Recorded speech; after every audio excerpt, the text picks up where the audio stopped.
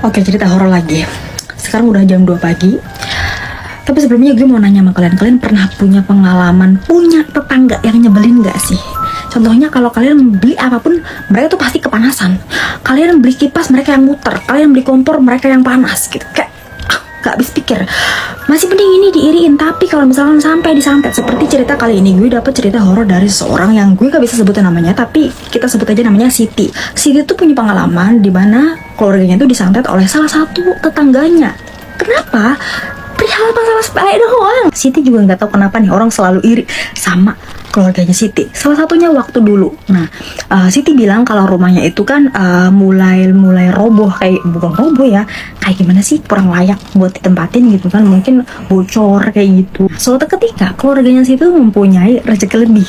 Nah, keluarganya Siti memilih untuk membeli motor.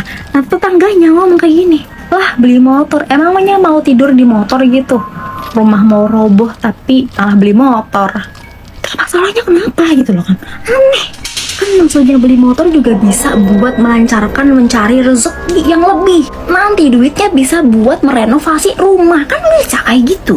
Gak tahu nih orang punya dendam apa nih kan. Jadi dulu juga Siti tuh pernah nih kan, dia tuh lagi main-main di depan rumah. Wah, gimana sih kalau anak kecil lagi main-main rame kan? Terus tetangganya tuh bilang, hah diam katanya. Terus Siti ya cuek aja, karena dia kan kayak apaan sih. Terus lu tau apa yang dilakuin tetangganya? Dijewer itu sampai kencang banget, sampai emaknya Siti tahu gitu. Jadi semenjak saat itu emaknya juga kurang begitu akrab sama tetangganya lagi setelah kejadian Siti dijewer tetangganya. Kayak what gitu loh. Gue gini-gini juga sering gitu kan marahin adek gue. Tapi kalau misalkan ada orang lain yang marahin adek gue juga bakal marah sama tuh orang. Lu ngapain marahin adek gue? Yang bisa marahin cuman gue doang. Lu nggak boleh marahin dia sorry, nggak boleh saru. Kita lanjut ceritanya. Nah, jadi ceritanya waktu dulu itu pas kakaknya Siti sekitar kelas 8 SMP. Pada saat itu kakaknya itu sering mengeluh sakit di bagian perutnya. Dan dia juga bilang kalau dia tuh nggak lancar haidnya. Pas udah ke dokter, ternyata dokter bilang kalau kakaknya Siti mempunyai kista. Habis itu kakaknya Siti tuh selalu rutin berobat ke rumah sakit, entah itu ke rumah sakit, entah itu berobat tradisional. Itu berobatnya sampai dia tuh kelas 9 SMP. Suatu ketika bapaknya Siti tuh mau ngejemput kakaknya Siti di sekolah. Beliau nungguin di depan gerbang sekolah. Kenapa? Karena nantinya kalau udah selesai sekolah dia langsung bawa ke tempat terapi, berobat dong, nih kan? Malah kakaknya Siti itu pulang lewat belakang, jadi nggak nemuin bapaknya.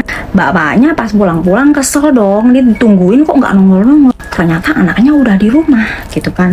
Mukul lah, jadi mukul bagian belakang, nah kan?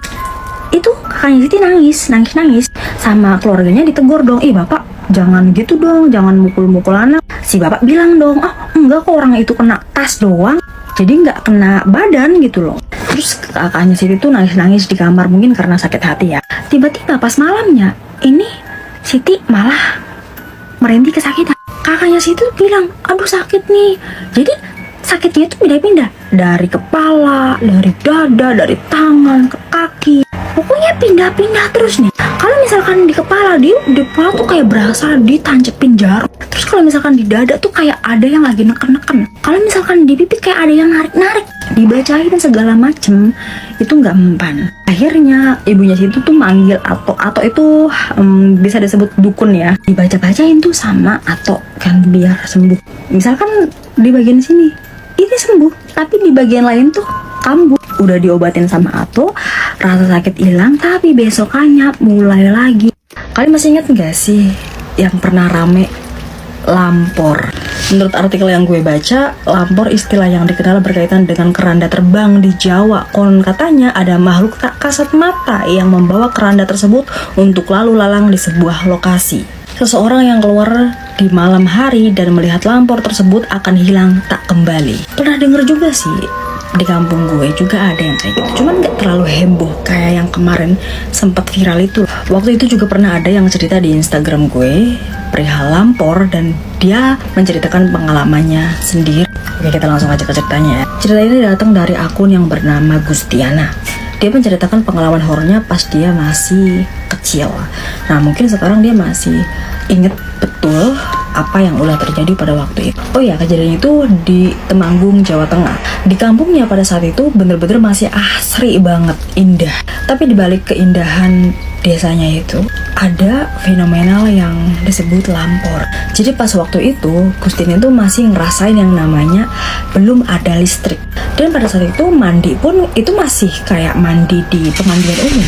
Jadi kalau mandi itu dia harus ke bukit yang agak tinggi. Di situ ada tempat pemandian umum. Otomatis warga-warga sekitar itu mandinya di situ. Nah, kejadiannya itu pada hari Kamis. Anak-anak pada rame-rame mandi di situ. Sekitar jam 3 sorean lah, masih terang banget. Nah, Gustina dan teman-temannya itu mandi di situ bareng-bareng sambil main-main. Dan warga-warga di situ pun ketika mereka mandi, mereka juga membawa air, entah itu buat masak dan sebagainya, nih kan. Singkat ceritanya nih kan, pas Gustina lagi pada mandi, nah diingetin sama ibu-ibu yang ada di situ. Nanti kalau udah denger suara azan, cepat-cepat pulang. Karena berhubung pada saat itu masih sekitar jam 3-4-an, jadi berasa kayak masih siang.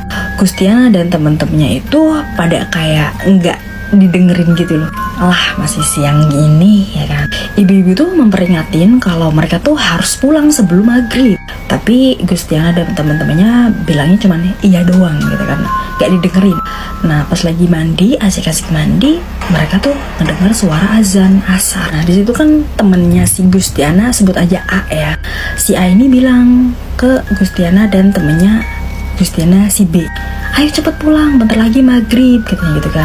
Terus Gustina sama si B ini bilang, Allah, maghrib juga masih lama, baru juga azan asar, katanya gitu.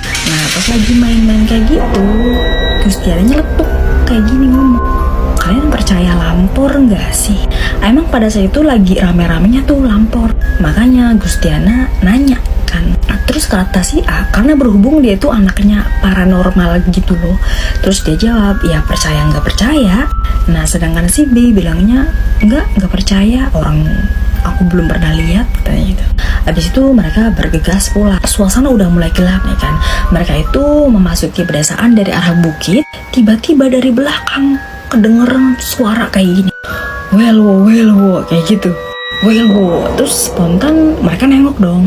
Pas mereka nengok ke belakang, itu mereka ngeliat ada keranda terbang.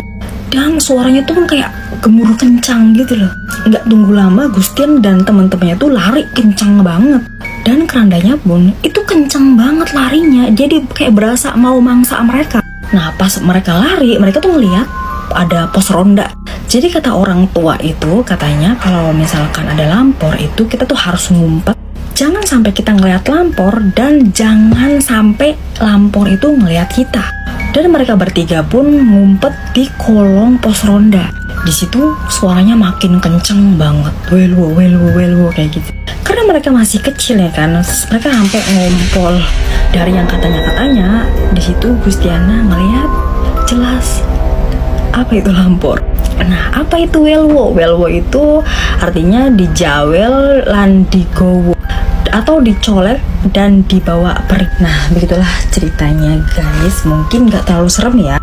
Cuman kalau kalian jadi Gustina nih, itu apa yang bakal kalian lakuin kalau misalkan kalian ngeliat lampor? Kalau gue mungkin pingsan duluan.